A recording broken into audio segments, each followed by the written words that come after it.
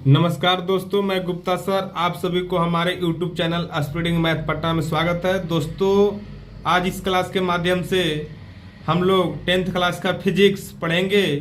अध्याय 10 NCERT book से रहेगा दोस्तों, और भाग 10 पढ़ेंगे। इससे पहले भाग हम 1 से 9 तक पढ़ा चुके हैं, जाके देख सकते हैं प्लेलिस्ट में।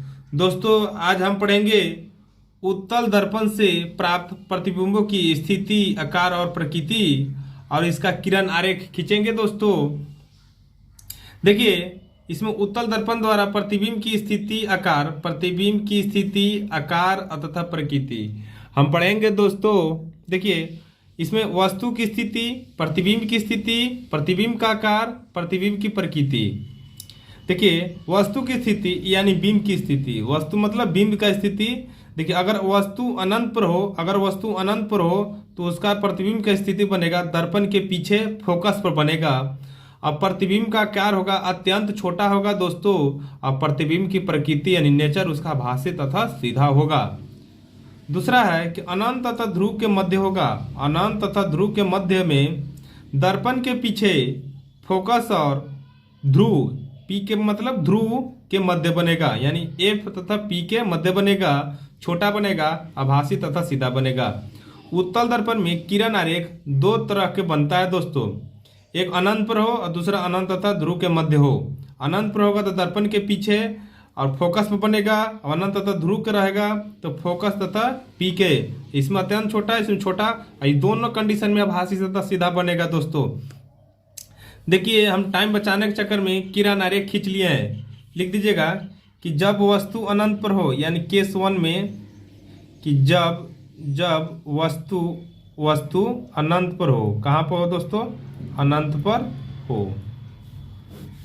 देखिए, जब वस्तु अनंत पर होगा, मान लेते हैं कि वस्तु यहाँ पर है दोस्तों, मान लेते हैं वस्तु कहाँ पर हो, यहाँ पर मान लेते हैं। क्या मान लेते हैं? वस्तु यहाँ पर है। बात समझ में आया होगा?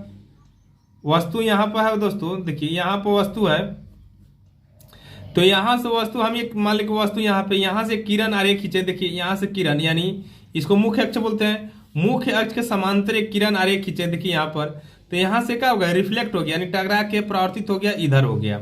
हम जानते थे ना कि जब उत्तल दर्पण में परावर्तित होकर बगल से होता था, हम लोग पीछे पढ़ लिए हैं। अगर यही अवतल दर्पण रहता तो इधर आ जाता, तो उत्तल दर्पण में इधर गया।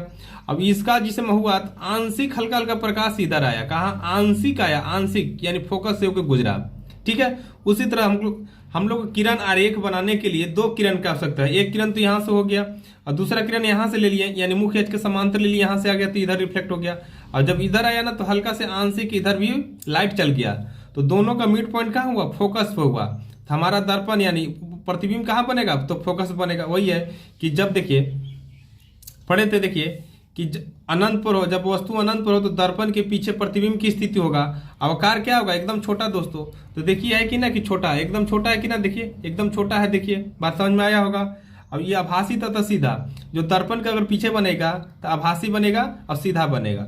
देखिए यहाँ पर अभी हम लिख लिए हैं। देखिए, उत्तल दर्पण के लिए वस्तु की स्थिति, अगर वस्तु अनंत पर रहेगा दोस्तों, वस्तु अनंत पर रहेगा तो प्रतिबिंब की स्थिति कहाँ बनेगा? दर्पण के पीछे फोकस पर बनेगा। प्रतिबिंब का आकार क्या होगा? अत्यंत छोटा होगा। प्रतिबिंब का आकार कितना होगा दोस्तों? अत्यंत छोटा होगा। प्रतिबिंब की प्रकृति क्या होगा? आभासी तथा सीधा होगा। देखिए, दोनों कंडीशन में प्रकृति जब पूछेगा तो आभासी तथा सीधा। तो बात के समझ में आ गया होगा कि क्या क्या हम बोल रहे हैं दोस्तों।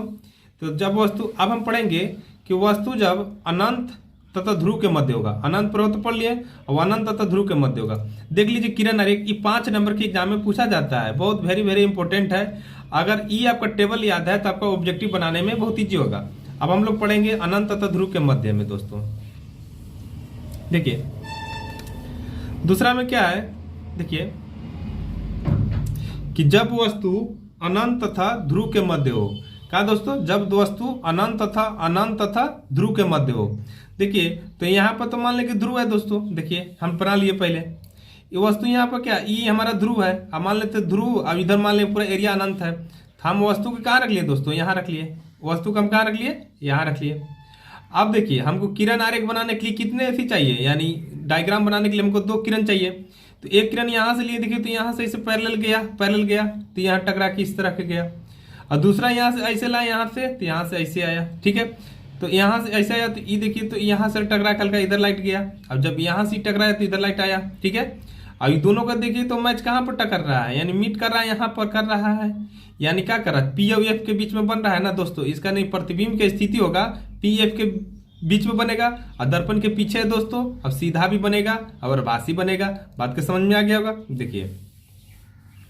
देखिए वस्तु की स्थिति जब अनंत तथा ध्रुव के मध्य रखिएगा तो प्रतिबिंब की स्थिति कहाँ बनेगा, दर्पण के पीछे एफ तथा पी के मध्य। देखिए दोस्तों यह है ना एफ तथा पी के मध्य में दोस्तों है ना, दर्पण में है। देखिए बात समझ में आ गया। अब देखिए प्रतिबिंब का आकार का छोटा होगा। देखिए प्रतिबिंब का आकार छोटा नहीं दिखाई दे रहा है। देखिए तो जब वस्तु यहाँ बड़ा था और इसका प्रतिबिंब कहाँ बना, छोटा बना। तो बात का समझ में आ गया। अब प्रतिबिंब का प्रकृति क्या होगा, प्रतिबिंब का प्रकृति यानी आभासी तथा सीधा, दोनों कंडीशन में सीधा आभासी बनेगा दोस्तों। बात के समझ में आ गया होगा। अच्छी तरह से देख लीजिए किरण आरेख, ठीक है। अब हम लोग आगे पढ़ेंगे दोस्तों। देखिए अब हम लोग पढ़ेंगे, बहुत वेरी वेरी इंपॉर्टेंट है, न्यूमेरिकल बनाने में काम आता है दोस्तों, ऑब्जेक्टिव में भी काम आएगा ना दोस्तों। बात समझ में आया। देखिए गोलीय दर्पणों द्वारा प्रवर्तन के लिए चिन्ह परिपाटी, गोलीय दर्पणों द्वारा प्रवर्तन के लिए चिन्ह परिपाटी। देखिए गोलीय दर्पण द्वारा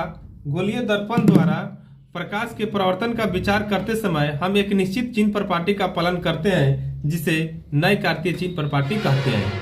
देखिए कोई पूछ लेगा कि नए कार्तीय चिन्ह परिपाटी किसे कहते हैं, तो बोलना होगा कि गोलीय दर्पण द्वारा प्रकाश के परावर्तन पर विचार करते समय हम एक निश्चित चिन्ह परिपाटी का पालन करते हैं, जिसे नए कार्तीय चिन्ह परिपाटी कहते हैं।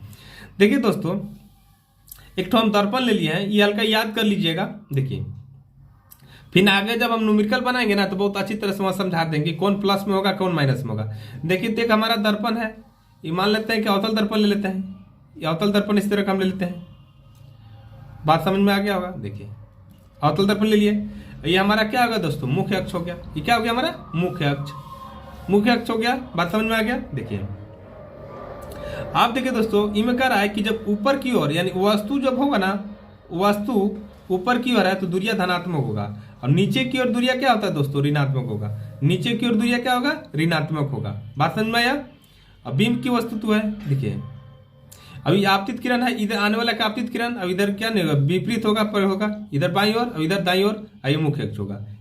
देखिए हमेशा नोट पॉइंट का है कि नोट में वस्तु हमेशा बाईं ओर रखी जाती है और आपतित किरण हमेशा वस्तु की ओर से प्रारंभ होती है। देखिए कह रहा है ना कि हमारा तो डायग्राम है, वस्तु हमेशा जब भी रखेंगे ना तो हमेशा बाईं तरफ रखेंगे। कहां से रखेंगे दोस्तों, बाईं तरफ रखेंगे। और आपतित किरण हमेशा बाईं ओर से प्रारंभ होता है। वही बोला है वस्तु हमेशा बाईं ओर रखी जाती है और आपतित किरण हमेशा वस्तु की ओर से प्रारंभ होती है।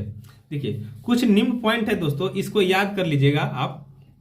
देखिए इसमें निम्न बिंदु है कि बीम है वस्तु से दर्पण के बाईं ओर रखा जाता है, ये तो जान के बता दिए। इसका अर्थ है कि दर्पण पर बीम से प्रारंभ बाईं ओर से आपतित होता है। दूसरा मुख्य अक्ष के समांतर सभी दूरियां दर्पण के ध्रुव से मापी जाती है। देखिए दोस्तों मुख्य अक्ष के समांतर सभी दूरियां कहां से मापी जाती है, दर्पण के ध्रुव से। देखिए मुख्य अक्ष है ना दोस्तों, मुख्य अक्ष के समांतर जितनी भी है ना दूरियां, यहाँ से मान कहीं से है, मान यहाँ वस्तु यहाँ कहीं है, तो हमको हमेशा कहाँ से मेजर करेंगे, यानी नापेंगे, ध्रुव से नापेंगे। बात के समझ में आ गया होगा दोस्तों। आगे हम लोग देखेंगे। देखिए आगे क्या है, बहुत ईजी है। आपतित प्रकाश की दिशा में दूरियां धनात्मक होती है। आपतित प्रकाश की दूरियां में क्या होती है, धनात्मक होती है। याद रख लीजिएगा, बोलेगा कि आपतित प्रकाश की दिशा में दूरियां क्या होती है, धनात्मक ऋणात्मक, धनात्मक होती है। अब आपतित प्रकाश की विपरीत दिशा में दूरियां क्या होती है, ऋणात्मक होती है। इंपोर्टेंट है। अच्छा आगे देखिए 4 नंबर पॉइंट है। देखिए मुख्य अक्ष के अभिलंबवत ऊपर की ओर दूरियां धनात्मक और नीचे की ओर दूरियां ऋणात्मक होती है दोस्तों। मुख्य अक्ष के अभिलंबवत ऊपर की ओर दूरियां धनात्मक और नीचे की ओर दूरियां क्या होती है दोस्तों, ऋणात्मक होती है। बात समझ में आ गया होगा। अच्छा अब हम लोग देखिए न्यूमेरिकल बनाने में काम देगा या 1 नंबर में भी पूछ लेता है कि दर्पण सूत्र बता दीजिए। हम लोग गोलीय दर्पण पढ़े, उसका सूत्र होता है गोलीय दर्पण में उत्तल भी आ जाएगा, अवतल भी आ जाएगा, समतल भी आ जाएगा। तो कोई आपसे पूछ लेगा कि उत्तल दर्पण का फॉर्मूला बता दीजिए, अवतल दर्पण का बता दीजिए, गोलीय दर्पण का बता दीजिए, समतल दर्पण का बता दीजिए। कोई भी पूछे तब का यही फॉर्मूला है 1/v + 1/u = 1/f। ठीक है, इसको हम इस तरह भी लिख सकते हैं दोस्तों कि 1/f बराबर 1/v प्लस 1/u, इस तरह लिख सकते हैं। अब देखिए जो हमारा v है ना, v है प्रतिबिंब की ध्रुव से दूरी। v क्या है? प्रतिबिंब की ध्रुव से दूरी है, ध्रुव से दूरी है। u क्या है? वस्तु यानी बीम की ध्रुव से दूरी है। क्या है? ध्रुव से दूरी है। f क्या है? दर्पण की फोकस दूरी है। f क्या है दोस्तों? दर्पण की फोकस दूरी है। v क्या है? दर्पण की ध्रुव से दूरी। u क्या है? वस्तु यानी ध्रुव से, सभी को ध्रुव से। f क्या है? फोकस दूरी। आगे हम लोग पढ़ेंगे दोस्तों, देखिए बहुत इंपॉर्टेंट है क्वेश्चन। देखिए दोस्तों वेरी वेरी इंपॉर्टेंट है। देखिए हम लोग पढ़ेंगे आवर्धन। क्या पढ़ेंगे? आवर्धन या रेखीय आवर्धन। ये हमेशा 2 नंबर के एग्जाम में पूछा जाता है, 2 नंबर में पूछ लेता है, 1 नंबर भी पूछ लेता है। इसका फॉर्मूला देखिए, बोल रहा है किसी भी स्थिति में प्रतिबिंब की लंबाई, क्या बोलता है? किसी भी स्थिति में प्रतिबिंब की लंबाई, यानी जो आपका प्रतिबिंब बनेगा ना उसका लंबाई तथा वस्तु की लंबाई, जो मान लें प्रत्यक्ष रूप से वस्तु के प्रतिबिंब की लंबाई और वस्तु की लंबाई के अनुपात को क्या कहते हैं? रेखीय आवर्धन। रेखीय आवर्धन या आवर्धन कहते हैं। देखिए रेखीय आवर्धन का फॉर्मूला क्या होता है? रेखीय आवर्धन को m से रिप्रेजेंट करते हैं। रेखीय आवर्धन को m से रिप्रेजेंट करते हैं या सूचित करते हैं। तो इसका क्या होता है? प्रतिबिंब की लंबाई और बटा में वस्तु की लंबाई। प्रतिबिंब की लंबाई को h डैश से और वस्तु की लंबाई को h से। प्रतिबिंब की लंबाई को क्या से रिप्रेजेंट करते हैं? h से करते हैं। प्रतिबिंब की लंबाई को h डैश से, वस्तु की लंबाई की h से। तो हमारा एक फॉर्मूला तैयार हो गया कि m बराबर h dash upon h। h क्या है? प्रतिबिंब की लंबाई। h क्या है? वस्तु की लंबाई। एक तो आप देखिए इंपॉर्टेंट पॉइंट है कि प्रतिबिंब की दूरी v, वस्तु दूरी u और आवर्धन m के संबंध क्या है। यानी बोला कि v, u और m में क्या संबंध है। देखिए तो m बराबर क्या होता है? -v बटा u। अब u देखिए हमेशा क्या होता है ना दोस्तों? निगेटिव होता है, तो इसकी वजह से ही नेगेटिव हो गया।